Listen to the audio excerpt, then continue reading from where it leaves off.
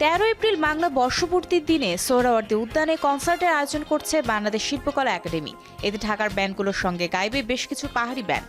সম্প্রতি সংবাদ সম্মেলন করে এসব তথ্য জানালেন সংস্কৃতি উপদেষ্টা মোস্তফা সরোয়ার ফারুকী।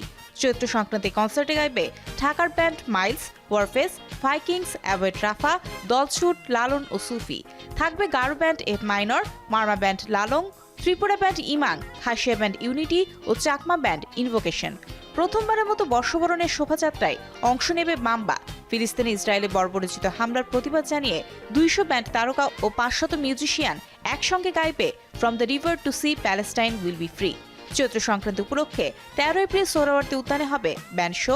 পয়লা বৈশাখ উপলক্ষে 14 এপ্রিল বিকেলে মানিক মিয়া এভিনিউতে হবে সাংস্কৃতিক অনুষ্ঠান ও 15 এপ্রিল সন্ধ্যায় শিল্পকলা জাতীয় নাট্যশালা মিলনায়তনে হবে বৈশাখী সাংস্কৃতিক অনুষ্ঠান।